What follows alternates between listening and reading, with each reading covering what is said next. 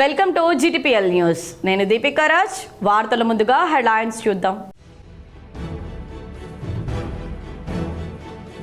సిరిసిల్ల జిల్లాలో ప్రభుత్వ పాఠశాలలోని 10వ తరగతి విద్యార్థులకు మోడీ కానుకగా సైకిళ్లు పంపిణీ చేసిన కేంద్ర మంత్రి బండి సంజయ్. త్వరలోనే LKG పిల్లలకు మోదీ కిట్స్ అందజేస్తామని వెల్లడి.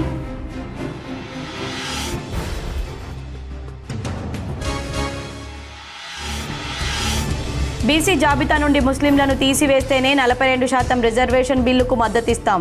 కేంద్ర మంత్రి బండి సంజయ్ వెల్లడి. బీసీలకు జరుగుతున్న అన్యాయంపై త్వరలో ఉద్యమిస్తామని స్పష్టం.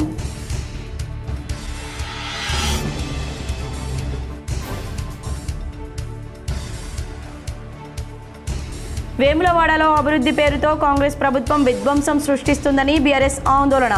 నిర్వాసితులకు సమాధానం చెప్పి ఆదుకోవాలని డిమాండ్.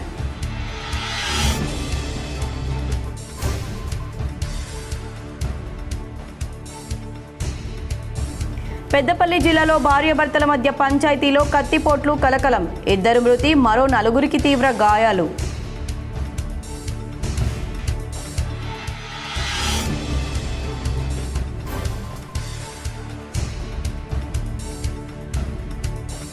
కరీంనగర్లో క్రిప్టో కరెన్సీ మోసాలు కలకలం. మోసాలను అరికట్టేలా ప్రభుత్వం కఠిన చర్యలు చేపట్టాలని మాజీ mayor Sunil Rao demand.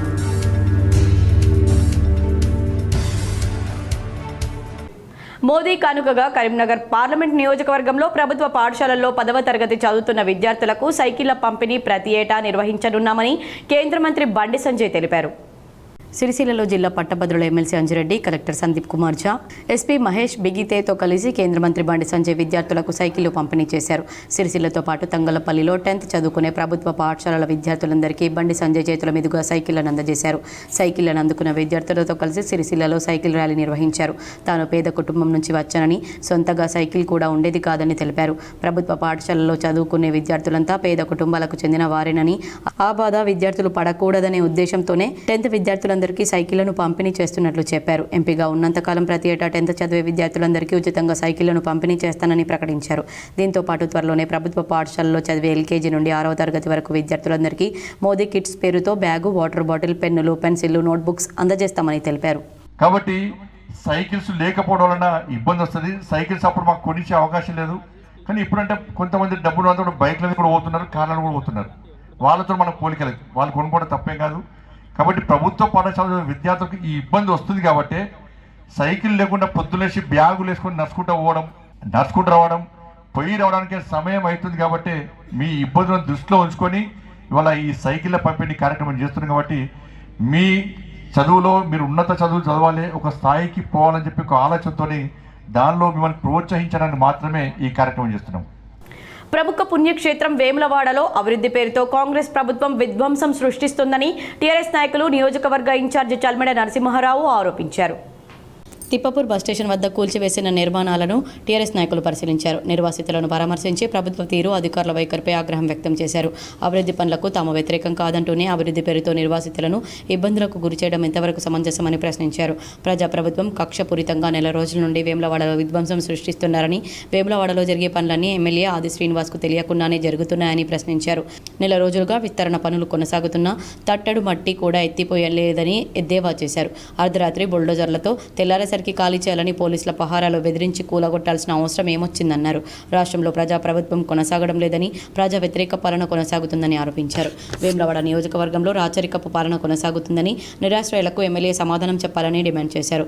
Road విస్తరణ బాధితులకు తాము ఎల్లవేళలా అందుబాటులో ఉండి వారి పక్షాన పోరాటం చేస్తామని తెలిపారు. ఇవాళ ఇక్కడున్న నిర్వాసితులందరూ కూడా పోయి ఎమ్మెల్యే గారిని అడిగినారు. సార్ మాకు 1 రోజు 2 రోజులు టైం ఇవ్వండి, టైం ఇస్తే మా సామాన్లను మేము తీసుకుంటాము, మాకు కాంపెన్సేషన్ అందరికీ రాలేదు, నోటీస్ ఇచ్చిన 15వ రోజే మీరు గులగొట్టుడు ఎందుకు, ఇది మీ కార్యక్రమం గుడి అభివృద్ధి ఇప్పటివరకు పనే మొదలు కాలేదు, ఇంత అర్జెంట్ అయిందని చెప్తే నా చేతిలో ఏం లేదు, అది జరుగుతుంది అని వారు టైం ఇవ్వకుండా వారి సామాన్లు తీసుకోకుండా మరి చాలా వారు దౌర్జన్యపూరితంగా మరి ఇలా గవర్నమెంట్ ఏజెన్సీస్ ఇలా గులగొట్టడం జరిగింది. మీ అందరికీ కూడా తెలుసు. పెద్దపల్లి జిల్లాలో కుటుంబ కలహాల పంచాయతీ కత్తిపోట్లకు దారితీసింది. 2 ప్రాణాలు కోల్పోగా మరో 4 తీవ్రంగా గాయపడి ఆసుపత్రిలో చికిత్స పొందుతున్నారు. పెద్దపల్లికి చెందిన లక్ష్మికి ఓదెలకు చెందిన మారయ్యతో 20 ఏళ్ల క్రితం వివాహమైంది. వారికి 2 కూతుర్లున్నారు. భార్యాభర్తల మధ్య గొడవ నేపథ్యంలో పలుమార్లు పంచాయతీ నిర్వహించారు.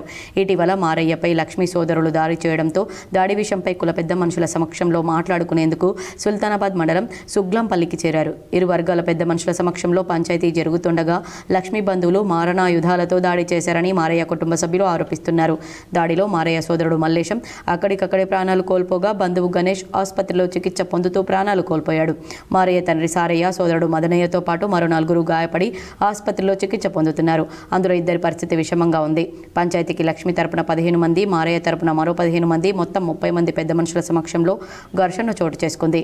లక్ష్మి సోదరులతో పాటు బంధువులు మారణాయుధాలతో దాడి చేశారని మారయ్య తండ్రితో పాటు కుటుంబ సభ్యులు ఆరోపించారు. పంచాయతీలో కత్తిపోట్ల కలకలం సృష్టించడంతో పెద్దపల్లి ఓదెలలో స్వల్ప ఉద్రిక్త పరిస్థితులు ఏర్పడ్డాయి. పోలీసులు భారీగా మోహరించి పకడ్బందీ చర్యలు చేపట్టారు. మారణాయుధాలతో దాడికి తెగబడి వారిని గుర్తించి చట్టపరంగా చర్యలు తీసుకునే పనిలో పోలీసులు నిమగ్నమయ్యారు. వాళ్ళు పంచాయతీ శుక్లాంపల్లిలో పంచాయతీ పెట్టుకున్నాం, పంచాయతీ మాట్లాడుకుందామని పిలిపించారు. ఇక్కడ పిలిపించినాక ఏం చేసినాం కదా, సరే పంచాయతీ అన్నారు కదా, 30 మంది పెద్ద మనుషులను కోరుకున్నారు. వాళ్ళ తరపున 15 మంది, వీళ్ళ తరపున 15 మందిని కోరుకున్నారు. పెద్ద మనుషులు తీసుకొచ్చారు. కూర్చున్నాక మేము అందరం ఇక పెద్ద మనుషులు చూసి మరి ఏం జరిగింది, మీకు ఎందుకు వెళ్ళి వచ్చిందని మాట్లాడతారు. వాళ్ళు వచ్చిన వెంటనే కత్తులు, మొత్తం గొడ్డన్లు, కట్టెలు పట్టుకొని మొత్తం బులోరా బండ్లల్లో వెనక డిక్కలలో పెట్టుకుని వచ్చారు. వచ్చి కథం అత్తనే దునికిరు కథం మాటలేదు, ముచ్చట్లేదు, అత్తనే కథం వచ్చిరు. పెడల్ చంపుతూనే ఉన్నారు.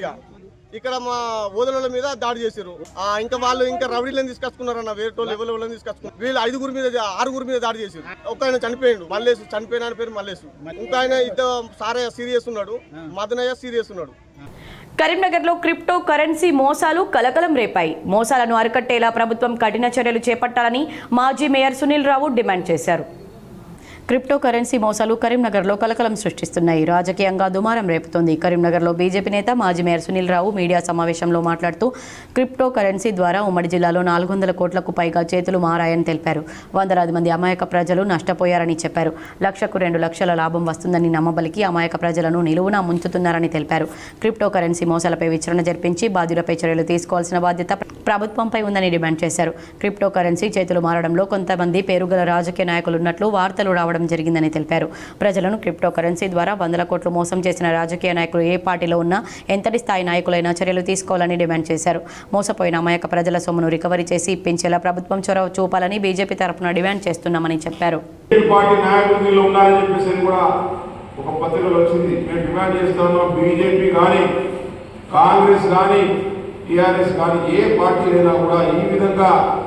చేసిన పరిస్థితుల్లో నాయకులు ఉంటే తప్పకుండా కూడా వారి మీద చర్యలు తీసుకోవాల్సిందే. ఎందుకంటే ఆశ పెట్టి, మభ్యపెట్టి ఈ విధంగా 100 కోట్ల రూపాయలు దేశం దాటించి అన్ని నిబంధనలను ఉల్లంఘించి ఆశ పెట్టి దుబాయ్, మలేషియా, బ్యాంకాక్, థాయిలాండ్ లాంటి దేశాలకు తీసుకెళ్లి ఒక ఊహాలోకంలో పెద్దపల్లి జిల్లాలో అధికారులు నిబంధనల ప్రకారం విధులు పకడ్బందీగా నిర్వహించాలని జిల్లా కలెక్టర్ కోయ శ్రీహర్ష తెలిపారు. పెద్దపల్లి కలెక్టరేట్లో హైకోర్టు కేసులు, ఆర్టీఐ దరఖాస్తులు, ప్రజావాణి, ప్రజా దర్బార్ దరఖాస్తులపై స్థానిక సంస్థల అదనపు కలెక్టర్ అరుణ్ శ్రీతో కలిసి సంబంధిత అధికారులతో రివ్యూ నిర్వహించారు. కోర్టు కేసులను సరిగ్గా ఫాలో కాకపోవడం వల్ల ప్రభుత్వానికి వ్యతిరేకంగా తీర్పులు వస్తున్నాయని, ప్రతి శాఖ తమ పరిధిలో కోర్టు కేసులను ఎప్పటికప్పుడు ట్రాక్ చేయాలని, సరైన కౌంటర్ సకాలంలో ఫైల్ చేయాలని, మన దగ్గర నుంచి కేసుకు సంబంధించిన డాక్యుమెంట్స్ ఫైల్ చేయాలన్నారు. సమాచార హక్కు చట్టం కింద వచ్చే దరఖాస్తులకు నిబంధనల ప్రకారం సమాధానం సకాలంలో పంపాలని, ఎట్టి పరిస్థితుల్లో పెండింగ్ ఉండవద్దన్నారు. దిశ సమావేశానికి సంబంధించి మీటింగ్ పై తీసుకున్న చర్యలు రిపోర్ట్ రేపటి వరకు డిఆర్ఓ కార్యాలయానికి సమర్పించాలని కలెక్టర్ తెలిపారు. ప్రోటోకాల్ కు సంబంధించి చెక్ లిస్ట్ ప్రతి శాఖ పంపాలన్నారు. ప్రతి నెల జిల్లా అధికారులు తమ టూర్ డైరీ వివరాలు, ఓవరాల్ యాక్టివిటీ కలెక్టరేట్ హెచ్ విభాగానికి సమర్పించాలన్నారు. ప్రస్తుత ఆర్థిక సంవత్సరంలో శాఖపరమైన లక్ష్యాలు, వాటి సాధనకు తయారు చేసుకున్న ప్రణాళికలు రిపోర్ట్ అందించాలన్నారు. రాబోయే స్థానిక సంస్థలు, మున్సిపల్ ఎన్నికల్లో ఉమ్మడి కరీంనగర్ జిల్లాలో ఎంఐఎం పార్టీ అత్యధిక స్థానాలను గెలిచి సత్తా చాటాలని ఎంఐఎం పార్టీ అధినేత హైదరాబాద్ ఎంపీ అసదుద్దీన్ ఓవైసీ పార్టీ శ్రేణులకు సూచించారు. ఉమ్మడి జిల్లా ఇన్ఛార్జ్ సయ్యద్ గులాం అహ్మద్ హుస్సేన్ ఆధ్వర్యంలో జగిత్యాల ఎంఐఎం అధ్యక్షుడు యూనిస్ నదీం అధినేత అసదుద్దీన్ ఓవైసీని మర్యాదపూర్వకంగా కలిశారు. జగిత్యాలలో ఈ నెల 20న నిర్వహించే జిల్లా స్థాయి ఎంఐఎం పార్టీ ఎన్నికల సన్నాహక సభ గోడ పత్రికను అసదుద్దీన్ ఓవైసీ ఆవిష్కరించారు. రాబోయే స్థానిక సంస్థల మున్సిపల్ ఎన్నికల్లో ఎంఐఎం పార్టీ అత్యధిక స్థానాలు గెలిచేటట్లు పార్టీ శ్రేణులు కలిసికట్టుగా శ్రమించాలని, నిత్యం ప్రజల్లో ఉంటూ వారి సమస్యలు తెలుసుకుని ప్రజా సమస్యల పరిష్కారం కోసం అవిశ్రాంతంగా కృషి చేయాలని సూచించారు. కరీంనగర్ సమీపంలోని కొత్తపల్లిలో కాంగ్రెస్ పార్టీ ఇన్ఛార్జ్ వెలిచాల రాజేందర్ రావును నూతనంగా ఎన్నికైన గురుద్వారా ప్రబంధ కమిటీ ప్రతినిధులు మర్యాదపూర్వకంగా కలిశారు. గురుద్వారా కమిటీ అధ్యక్షులు సర్దార్ హర్మీందర్ సింగ్, ప్రధాన కార్యదర్శి సర్దార్ యశ్వాల్ సింగ్ను రాజేందర్ రావు శాల్వాతో సత్కరించారు. అనంతరం వారు రాజేందర్ రావుకు బొకే అందించి అభినందనలు తెలిపారు. ఈ సందర్భంగా రాజేందర్ రావు మాట్లాడుతూ త్వరలో గురుద్వారాను సందర్శిస్తానని, సమస్యల పరిష్కారానికి తన వంతు కృషి చేస్తానని హామీ ఇచ్చారు. జిల్లా Congress joint secretary Amanjit Singh, Gurdwara Prabandhak committee ప్రతినిధులు తదితరులు పాల్గొన్నారు. అర్హులైన లబ్ధిదారులకు ఇందిరమ్మ ఇల్లు మంజూరు చేయిస్తానని కోరుట్ల ఎమ్మెల్యే డాక్టర్ కల్వకుంట్ల సంజయ్ అన్నారు. కోరుట్ల నియోజకవర్గంలోని ఇబ్రహీంపట్నం మండల కేంద్రంలోని రైతు వేదికలో ఎమ్మెల్యే కోటాలో 138 మంది లబ్ధిదారులకు ఇందిరమ్మ ఇళ్ల ప్రొసీడింగ్స్ పత్రాలను స్థానిక నాయకులతో కలిసి ఎమ్మెల్యే కల్వకుంట్ల సంజయ్ పంపిణీ చేశారు. ఈ సందర్భంగా లబ్ధిదారులు పనులు ప్రారంభించుకొని ప్రభుత్వం ఇస్తున్న 5 లక్షల రూపాయలను అకౌంట్ ద్వారా పొందాలని ఆయన అన్నారు. ఈ కార్యక్రమంలో ఇబ్రహీంపట్నం ఎంపీడీఓ రామకృష్ణ, ఆయా గ్రామాల పంచాయతీ కార్యదర్శులు, లబ్ధిదారులు, బీఆర్ఎస్ నాయకులు తదితరులు పాల్గొన్నారు.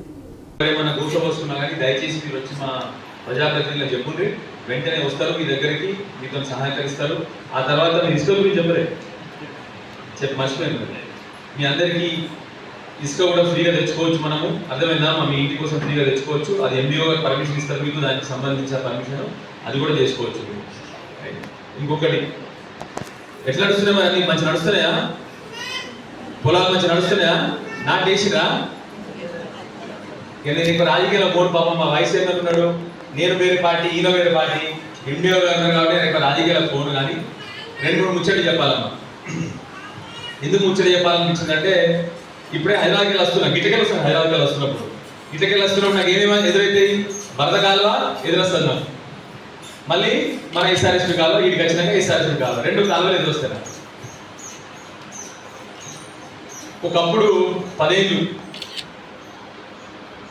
అని ఎందుకు నీళ్ళ గురించి మాట్లాడుతున్నట్టు ఇవాళ పొద్దున కేసీఆర్ గారి దగ్గర కూర్చున్నాడు. పొద్దున కేసీఆర్ గారితోనే మీటింగ్ ఉండేది. ఆయన ఆరోగ్యం కొంత మంచి లేదు. గత కొన్ని రోజుల నుంచి ఆరోగ్యం మంచి లేదు, సూచన కావచ్చు పేపర్. అందుకొరకే డాక్టర్ కాబట్టి కూర్చుంటున్నారు. పొద్దున ఫస్ట్ ఇట్లా వచ్చి ఇలా కూర్చున్నారు.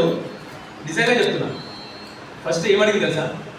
సంజయ్, మన ఎస్ఆర్ఎస్పీలకు నీళ్ళేది వచ్చినాయండి. మీకు అర్థమైందమ్మా? అంటే ఆయన ఆరోగ్యం బాగా లేకున్నా నా రైతులు ఎట్టుకున్నారు, నీళ్ళు వచ్చినా లేదా అమ్మతో చెప్తున్నా, అవదే చెప్తున్నాను. ఫస్ట్ ఇట్లా వచ్చారు పొద్దున, నేను కూర్చున్నా, వాళ్ళు వచ్చిండ్రు. రాగానే సంజయ్, మన ఎస్ఆర్ఎస్పీలో నీళ్ళేది వచ్చినాయా? అంటే నాకు ఆయన చూసిన ప్రతిసారి నాకు ఎన్నికలు చూస్తుంటాయమ్మా. అంటే ఆయన పదవి అవన్నీ కాదని కావాల్సింది, నా ప్రజలు ఎట్టుకున్నారు. బనకచర్లపై తెలంగాణ వాదనను గట్టిగా వినిపించాలని మంత్రి బండి సంజయ్ సూచించారు. రాజకీయాలకు అతీతంగా బనకచర్ల విషయంలో సీఎం రేవంత్ రెడ్డికి అండగా ఉంటామని వెల్లడించారు. బీసీల రిజర్వేషన్ల అమలుపై కేంద్ర హోంశాఖ సహాయ మంత్రి బండి సంజయ్ సంచలన వ్యాఖ్యలు చేశారు. సిరిసిల్లలో మీడియాతో మాట్లాడిన బండి సంజయ్ బీసీ రిజర్వేషన్ల అమలు వెనుక పెద్ద కుట్ర దాగి ఉందని మండిపడ్డారు. బీసీలకు 42% రిజర్వేషన్ల అమలు పేరుతో ముస్లింలకు 10% రిజర్వేషన్లు అమలు చేయడం దుర్మార్గమన్నారు. ముస్లింలను బీసీ రిజర్వేషన్ల జాబితా నుండి తొలగించకపోతే రాష్ట్ర వ్యాప్తంగా ఉద్యమిస్తామని హెచ్చరించారు. తక్షణమే బీసీ జాబితా నుండి ముస్లింలను తొలగించి 42% రిజర్వేషన్లు పూర్తిగా బీసీలకే దక్కేలా చేయాలని డిమాండ్ చేశారు. రాష్ట్రంలో 51% ఉన్న బీసీలకు 32% మాత్రమే రిజర్వేషన్లు అమలు చేస్తున్నామంటున్న కాంగ్రెస్ ప్రభుత్వం 12% ఉన్న ముస్లింలకు మాత్రం 100% రిజర్వేషన్లు అమలు చేసేందుకు సిద్ధమవడం దుర్మార్గమన్నారు. బనకచర్ల విషయంలో కేంద్రం 2 రాష్ట్రాల సీఎంలతో సమావేశం ఏర్పాటు చేయడాన్ని స్వాగతించిన కేంద్ర మంత్రి బండి సంజయ్ ఈ విషయంలో రాష్ట్ర ముఖ్యమంత్రి రేవంత్ రెడ్డి తెలంగాణ వాదనను బలంగా వినిపించాలని కోరారు. రాజకీయాలకు అతీతంగా బనకచర్ల విషయంలో సీఎం రేవంత్ రెడ్డికి సహకరిస్తామని స్పష్టం చేశారు. అదేంటే బీసీలకు అన్యాయం చేసే కుట్ర దీని వెనుక దాగి ఉంది. ఇలా ప్రభుత్వం వాస్తవాలను కప్పిపుచ్చే ప్రయత్నం చేస్తున్నది. అవాస్తవాలను మీడియా ద్వారా ప్రజలకు చేరవేసే ప్రయత్నం చేస్తున్నది. దీనికి ప్రభుత్వానికి అధికారంలో ఏ పార్టీ ఉంటే ఆ పార్టీకి వత్తాసు పలికేటువంటి కొన్ని బీసీ సంఘాలు, వాళ్ళు కూడా బీసీలకు అన్యాయం చేస్తున్నారు. బీసీలకు జరిగే అన్యాయాన్ని ప్రశ్నించేటువంటి దమ్ము ధైర్యం లేకుండా వివరిస్తున్నారు. ఇప్పుడు రాజశేఖర రెడ్డి గారి ప్రభుత్వం ఉన్నప్పుడు 4% రిజర్వేషన్ లభిస్తూ ముస్లింలను బీసీలుగా గుర్తించే ప్రయత్నం చేస్తే అప్పుడే ఈ బీసీ సంఘాలు, సోకాల్ రాజకీయ నాయకులు భారతీయ జనతా పార్టీ చేపట్టే ఆందోళన మద్దతు ఇస్తే ఈ పరిస్థితి ఉత్పన్నమయ్యేది కాదు. ఆ రోజు ఎవరు అట్లా అడ్డుకునే ప్రయత్నం చేయలే కాబట్టి ఈ ప్రభుత్వాలు పార్టీలు అన్ని బరిదగించి బీసీలకు హిందువులకు అన్యాయం చేసే ప్రయత్నం చేస్తున్నారు. జగిత్యాల జిల్లా కోరుట్ల పట్టణంలోని శ్రీ శివ మార్కండేయ కోటి నవదుర్గా దేవాలయంలో ఆషాఢమాసం సందర్భంగా అమ్మవారికి అంగరంగ వైభవంగా బోనాలను సమర్పించారు. కోరుట్లలో శ్రీ దుర్గాదేవికి ఉదయాన్నే పంచామృతాలతో అభిషేకాలు నిర్వహించారు. డప్పు చప్పులతో అంగరంగ వైభవంగా మహిళలు వచ్చి అమ్మవారికి బోనాలు నైవేద్యం సమర్పించుకున్నారు. శ్రీ దుర్గాదేవి అమ్మవారి సన్నిధిలో ప్రతిరోజు భక్తులు వచ్చి తమ కోరికలు తీర్చాలని అమ్మవారికి భక్తితో నైవేద్యంగా బోనం సమర్పించుకున్నారు. కోరుట్ల పట్టణంలో పంటలు సమృద్ధిగా పండాలని, ప్రజలు సుఖశాంతులతో ఉండాలని, అందరి పట్ల అమ్మవారి దయ ఉండాలని అమ్మవారిని భక్తులు కోరుకున్నారు. ఈ కార్యక్రమంలో పద్మశాలి కులోన్నతి సంక్షేమ సంఘం అధ్యక్షులు గంటుక ప్రసాద్, ఉపాధ్యక్షులు కటుకం వినయ్, ప్రధాన కార్యదర్శి రవికుమార్, సహాయ కార్యదర్శి కుమారస్వామి, కోశాధికారి రాజ్ కుమార్, పద్మశాలి యువత అధ్యక్షులు ప్రవీణ్, మహిళా సంఘం నాయకురాలు మచ్చ కవిత, అర్చకులు ప్రదీప్ కుమార్, శ్రీధర్, అధిక సంఖ్యలో మహిళలు భక్తులు పాల్గొన్నారు. ధర్మపురిలో మహిళలు సామూహిక గోరింటాకు వేడుక ఆనందోత్సాహాలతో నిర్వహించారు. అనాదిగా వస్తున్న ఆచార సాంప్రదాయాల్లో భాగంగా ఆషాఢమాసం సందర్భంగా గోరింటాకు వేడుకలను జగిత్యాల జిల్లా ధర్మపురిలో ఘనంగా నిర్వహించారు. శ్రీ లక్ష్మీ నరసింహస్వామి క్షేత్రంలోని శ్రీ కన్యక పరమేశ్వరి ఆలయంలో స్థానిక ఆర్యవైశ్య మహిళలు సామూహికంగా గోరింటాకు సంబరాలను ఆనందోత్సాహాల మధ్య అత్యంత ఘనంగా జరుపుకున్నారు. అనాదిగా వస్తున్న సంస్కృతి సాంప్రదాయాన్ని భావితరాలకు అందించాలని గోరింటాకు వేడుకలు ప్రతి సంవత్సరం ఆషాఢమాసంలో నిర్వహిస్తున్నట్లు ఆర్యవైశ్య మహిళలు తెలిపారు. గోరింటాకుతో వ్యాధి నిరోధక గుణాలు కలిగి ఉండడం వల్ల చేతులకు అందంతో పాటు ఆరోగ్యం చేకూరుతుందని మహిళలు అభిప్రాయాన్ని వ్యక్తం చేశారు.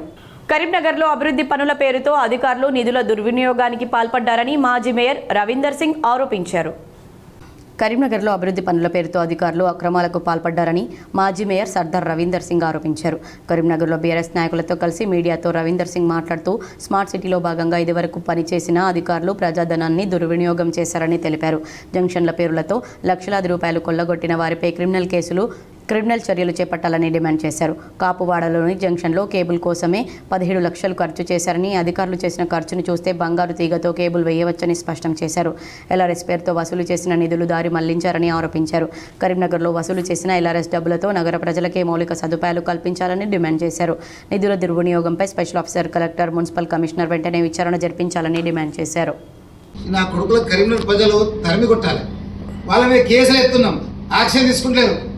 ఈ రకంగా ఒక్కొక్క జంక్షన్లలో ఎన్ని లక్షలు రూపాయలు వీళ్ళు తిన్నారు. సింపుల్గా మీ ద్వారా కరీంనగర్ ప్రజలకు తెలియపరుస్తున్నానట్టు, బంగారం తీగ వేసినా కానీ 17 లక్షల రూపాయలు కావాలి.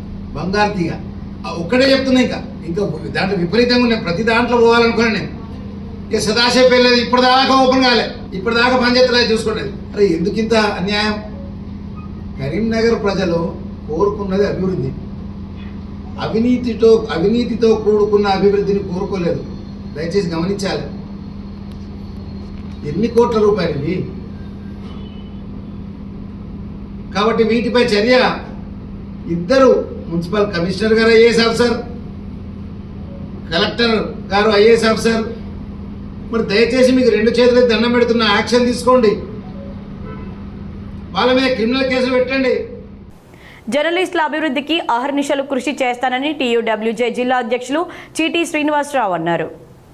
మంగళవారం Metpalli press club, print media ఆధ్వర్యంలో పట్టణంలోని లింబ్రా గార్డెన్స్లో ఏర్పాటు చేసుకున్న ఆత్మీయ సమ్మేళనంలో ఆయన ముఖ్య అతిథిగా పాల్గొన్నారు. ఈ సందర్భంగా మెట్పల్లి ప్రెస్ క్లబ్ అధ్యక్షుడు బూరం సంజీవ్, ప్రధాన కార్యదర్శి మొహమ్మద్ అజీంతో పాటు మెట్పల్లి కార్యవర్గ సభ్యులు శ్రీనివాసరావును శాల్వాతో సన్మానించి గజమాలతో సత్కరించారు.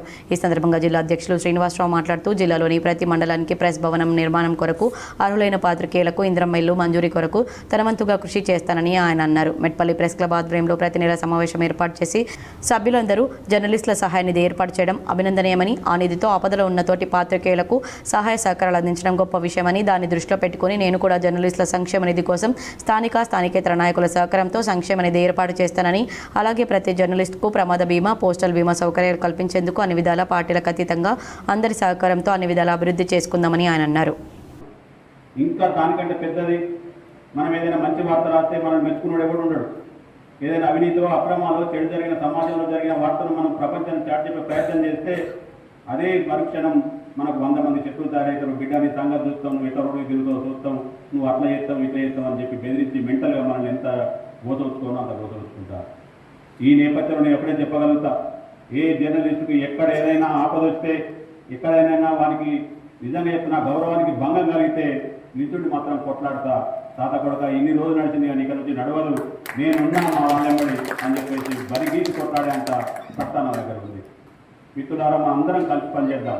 మీరు అన్నట్టు నిజంగా చెప్తున్నా సంజీవ్ అన్న, కిషన్ అన్న, అజీం భాయ్, మీరు నిజంగా నెల నెల సమావేశం కావడం, ప్రతి నెల 4వ తారీఖున మనిషికి 200-300 జమ చేసుకొని ఒక నిధి తయారు చేసుకోవడం, నిజంగా చెప్తున్నా హ్యాట్స్ ఆఫ్. మా యూనియన్ పక్షాన మీకు ధన్యవాదాలు తెలియజేస్తున్నా. ఇలాంటి కార్యక్రమం ప్రతి మండలంలో జరగాలి. ప్రతి మండలంలో మా పాత్రికేయుల కోసం పనిచేస్తారనే ఒక ధీమా కలిగించే ప్రయత్నం ప్రతి ప్రెస్లో జరగాలి. ఇక వస్తే ఇన్ని రోజులు అసలు యూనియన్ ఏదో సభ్యుడా ఉన్నాడు పోయాడు. నిజంగా నేను కూడా చాలా పొరపాటు చేశాను.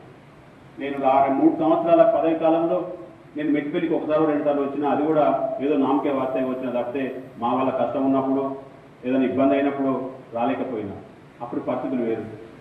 దానికి కూడా నేను బాగా బాధపడ్డానంటే ఇక్కడ 2 వర్గాలుగా తయారై నన్ను ఒక బూచిలాగా చూపించి వీడు ఆ వర్గం ఈ వర్గానికి దూరం అని చెప్పేసి చేస్తే, నేను వీళ్ళ దగ్గరికి పోతే వాళ్ళకి కోపం, వాళ్ళ దగ్గరికి వస్తే వీళ్ళ కోపం అని చెప్పేసి నాలో నేను మదనపడ్డాను తప్పితే చాలా ఎన్నో సందర్భాల్లో అరే నేను ఈ పరిస్థితి ఎందుకు వచ్చింది మెట్పల్లిలో, ఈ 20 మండలాల్లో 19 మండలాల్లో లేని సమస్య మెట్పల్లి లేనిది, ఆ మెట్పల్లిలో ఉన్న సమస్యను పరిష్కరించాలి అని చెప్పేసి మదనపడ్డ సందర్భం ఉంది. ఇప్పటికైనా నేను మించిపోయింది లేదు. మెట్పల్లిలో నెలకొన్న ఈ పరిస్థితులను మళ్ళీ మనం సరిదిద్దాల్సిన అవసరం ఉంది.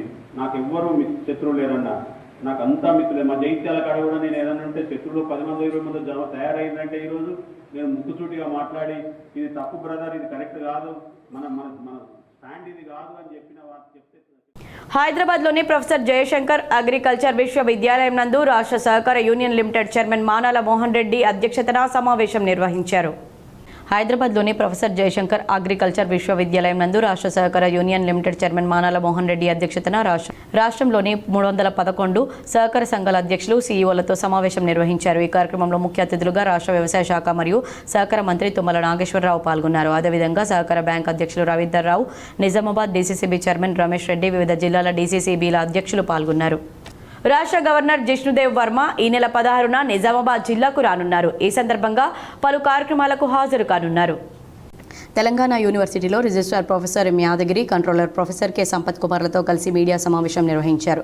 ఈ సమావేశంలో వైస్ ఛాన్సలర్ ప్రొఫెసర్ యాదగిరిరావు మాట్లాడుతూ 2006లో 6 విభాగాలతో ప్రారంభమైన తెలంగాణ విశ్వవిద్యాలయం నేడు 24 విభాగాలతో 31 కోర్సులకు విస్తరించిందన్నారు. నేడు తెలంగాణ విశ్వవిద్యాలయానికి బిక్నూర్ పీజీ సెంటర్, సారంగపూర్లో ఎడ్యుకేషన్ కళాశాలతో పాటు జిల్లా వ్యాప్తంగా 109 అనుబంధ కళాశాలలు ఉన్నాయన్నారు. నేడు తెలంగాణ విశ్వవిద్యాలయానికి బిక్నూర్ పీజీ సెంటర్, సారంగపూర్లో ఎడ్యుకేషన్ కళాశాలతో పాటుగా జిల్లా వ్యాప్తంగా 109 అనుబంధ కళాశాలలు ఉన్నాయన్నారు.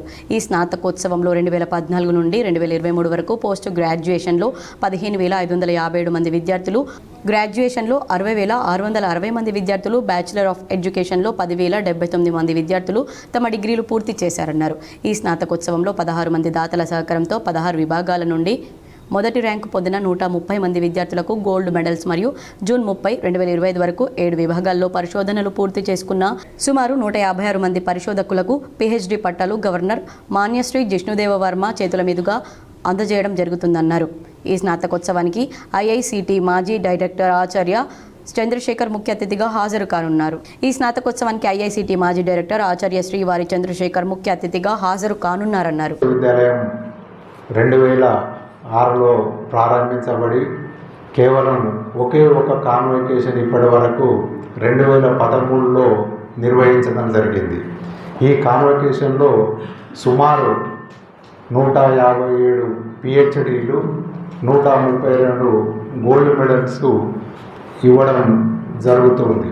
ఈ విశ్వవిద్యాలయంలో మొత్తము 31 కోర్సులను ఆఫర్ చేస్తూ అధికారులు మనసు పెట్టి పనిచేస్తే అద్భుతాలు సృష్టించవచ్చని రాష్ట్ర పంచాయతీరాజ్ శాఖ మంత్రి ధనసరి అనసూయ సీతక్క అన్నారు. కామారెడ్డి జిల్లా కేంద్రానికి మంగళవారం వచ్చిన మంత్రి ముందుగా మైనార్టీ రెసిడెన్షియల్ పాఠశాలలో వనమహోత్సవం కార్యక్రమంలో పాల్గొని మొక్కలు నాటారు. కలెక్టర్ కార్యాలయానికి వచ్చిన మంత్రి అనసూయ పోలీసుల గౌరవ వందనం స్వీకరించారు. అనంతరం అధికారులతో సమీక్ష నిర్వహించారు. అధికారులు చిత్తశుద్ధితో మానవతా దృక్పథంతో పనిచేయాలని సూచించారు. ప్రజలకు ఎల్లప్పుడూ అందుబాటులో ఉంటూ వారి సమస్యలను పరిష్కరించడంలో ముందుండాలని స్పష్టం చేశారు. ప్రభుత్వ పథకాలను ప్రజల్లోకి తీసుకెళ్లడంలో అధికారులది కీలక పాత్ర అని పేర్కొన్నారు. బాగా పనిచేసి జిల్లాకు మంచి పేరు తేవాలని సూచించారు. వారానికి 1-2 సార్లు ఉన్నతాధికారులతో సహా అధికారులు ఫీల్డ్ విజిట్ చేయాలని మంత్రి సూచించారు. అలా జరిగితేనే క్షేత్రస్థాయిలో సమస్యలు అధికారులకు తెలుస్తాయన్నారు. సమస్య ఎక్కడ ఉంటే అక్కడే పరిష్కార మార్గం కూడా ఉంటుందని, సమస్య జటిలం అయ్యేదాకా చూసుకోవద్దని అధికారులకు హితవు పలికారు. సమస్య రాకుండా ముందస్తు చర్యలు తీసుకోవాలని సూచించారు. అధికారుల తల్లిదండ్రులు, అధికారుల పిల్లలు తలెత్తుకునేలా పనిచేయాలని సూచించారు. ఈ కార్యక్రమంలో కలెక్టర్ ఆశీష్ సాంగ్వాన్, అదనపు కలెక్టర్లు, అధికారులు పాల్గొన్నారు. తెలంగాణలో గాంధీ భవన్ ప్రజా సమస్యల పరిష్కారానికి కేర్ ఆఫ్ అడ్రస్గా మారింది. టీపీసీసీ అధ్యక్షుడిగా మహేష్ కుమార్ గౌడ్ బాధ్యతలు చేపట్టాక గాంధీ భవన్ నిత్యం నేతల రాకపోకలతో, కార్యకర్తల హడావుడి, ప్రజల రాకతో సందడిగా మారింది.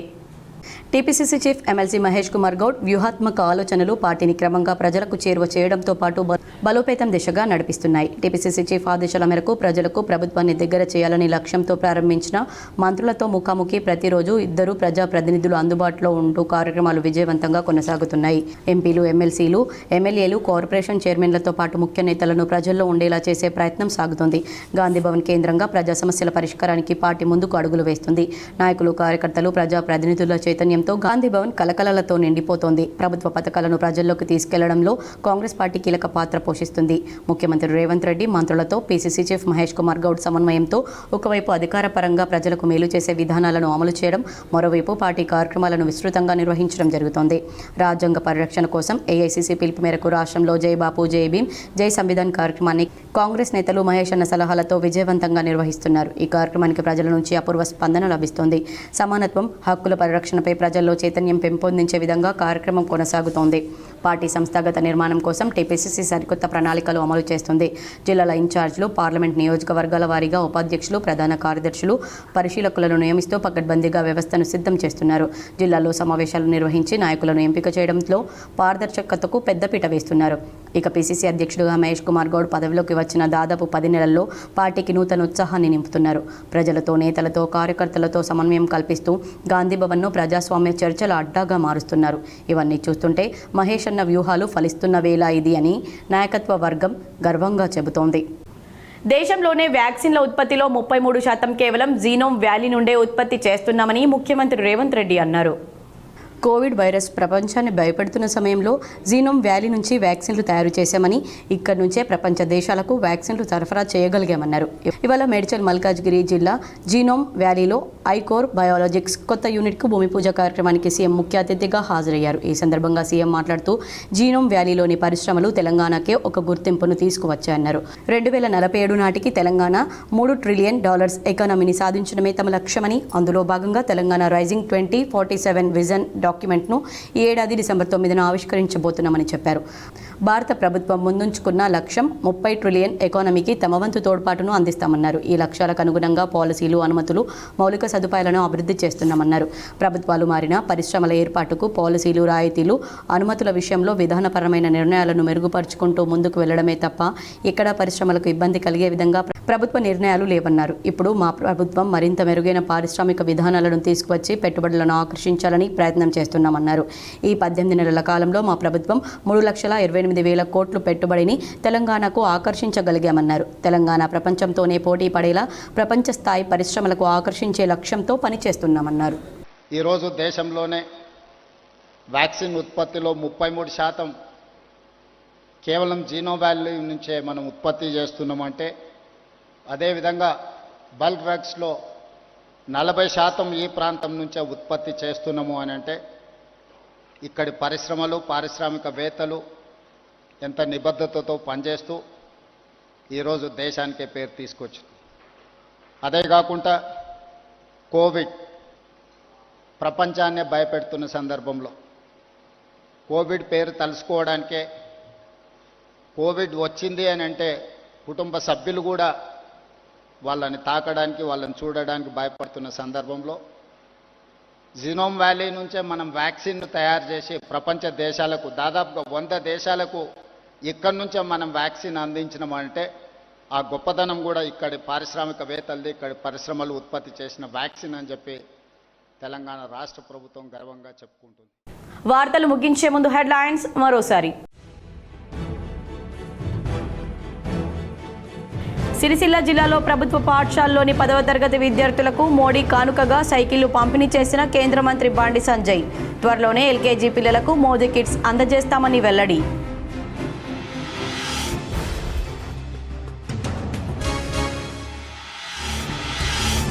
బీసీ జాబితా నుండి ముస్లింలను తీసివేస్తేనే 42% రిజర్వేషన్ బిల్లుకు మద్దతిస్తాం.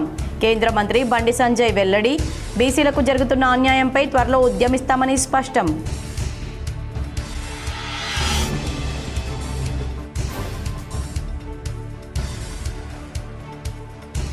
వేములవాడలో అభివృద్ధి పేరుతో కాంగ్రెస్ ప్రభుత్వం విధ్వంసం సృష్టిస్తుందని బీఆర్ఎస్ ఆందోళన.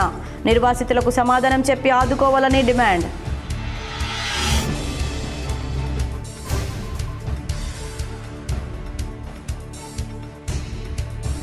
పెద్దపల్లి జిల్లాలో భార్యాభర్తల మధ్య పంచాయతీలో కత్తిపోట్లు కలకలం. 2 మృతి, మరో 4కి తీవ్ర గాయాలు.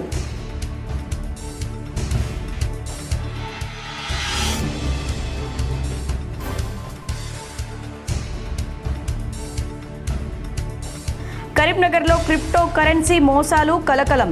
మోసాలను అరికట్టేలా ప్రభుత్వం కఠిన చర్యలు చేపట్టాలని మాజీ మేయర్ సునీల్ రావు డిమాండ్.